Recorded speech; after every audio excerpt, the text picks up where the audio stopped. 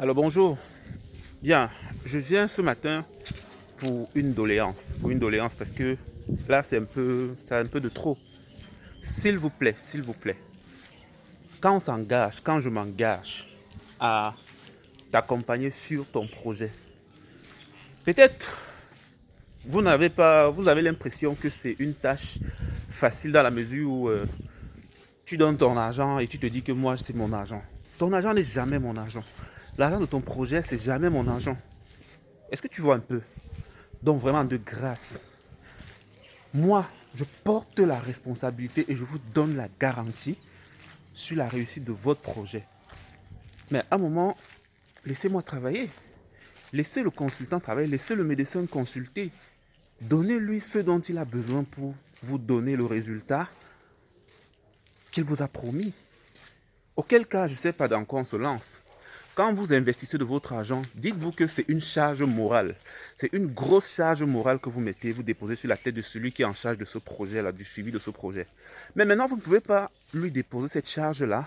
Il porte le stress à votre place. Il porte la gestion de tous les risques là à votre place. Mais bien sûr, il le fait avec plaisir parce que c'est son métier. Mais il le fait. Mais encore, c'est vous qui venez lui imposer vos conditions de travail. Ça veut dire que quelqu'un te contacte, tu lui dis comment ça fonctionne chez toi, toi le consultant, pour que je puisse vous rapporter le résultat à 100%, ou à 98%, ou à 110%. Voilà ce dont j'ai besoin pour travailler. Voilà les conditions dans lesquelles je travaille, pour être sûr d'avoir mon autonomie, et c'est l'autonomie qui me permet de vous garantir ce résultat-là. Mais lui vient, il vous dit, avec moi, sur chaque point que vous avancez, il vous dit, moi, je ne fonctionne pas comme ça. Moi, je fonctionne plutôt comme ça. Ça veut dire qu'il t'impose sa façon de travailler. Mais quand il t'impose sa façon de travailler, au détriment de la tienne, de tes principes, parce que nos principes, nous les consultants, ce n'est pas pour les beaux yeux. Nos principes sont des principes scientifiques. Si on vous dit qu'avant d'effectuer un projet avec vous, on doit d'abord faire une visite d'étude de faisabilité sur le site, une descente de visite exploratoire, ce n'est pas parce qu'on veut faire du tourisme, c'est vrai qu'en passant aussi, ça nous fait plaisir parce que chaque jour on découvre. Mais alors, c'est scientifique. C'est une démarche scientifique. Maintenant, quand lui vient, il te dit qu'il n'a pas besoin de ça. Lui ne fonctionne pas comme ça. Tu fais d'abord et puis il paye après. Mais à un moment, on se demande qui est en train de consulter qui. Qui a investi de l'argent et qui est en train de se rassurer que cet argent soit en sécurité. Non. Apprenez à nous laisser travailler. Apprenez à nous laisser travailler et en fin de compte, revenez vers nous si le résultat n'est pas là.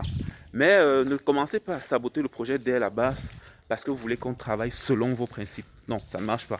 Avec moi, ça ne marche pas parce que, comme j'ai dit et je le dis toujours, à partir de cette année 2024, je ne m'investis plus sur un projet pour perdre.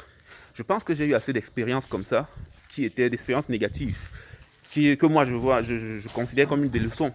C'était très positif pour moi-même en fin de compte parce que ça m'a permis d'apprendre. Mais j'ai eu assez de ce genre d'expériences qui me permettent aujourd'hui de pouvoir accompagner quelqu'un sur le sentier de la réussite tout en minimisant les faux pas. Donc, 2024, on n'investit plus pour perdre. De 2024 jusqu'à dorénavant, là, c'est comme ça. Et si je veux ne pas perdre sur un projet, ça veut dire que je dois garder l'autonomie sur ma façon de travailler.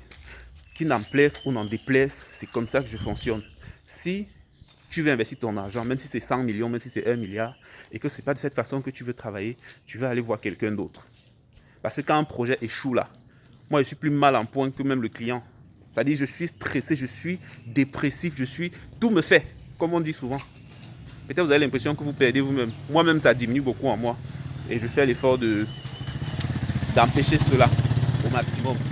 Bien, c'était Vidal Jefag. On a partagé un peu ce matin. C'était pour vous faire comprendre que moi je préfère que prochainement, on puisse travailler sur cette base-là. Voilà, sur des bases assez claires, que la relation ne soit pas toxique et que tout le monde puisse gagner. Désolé pour la transpiration, je suis en train de marcher un peu. Voilà, allez, à tout à l'heure.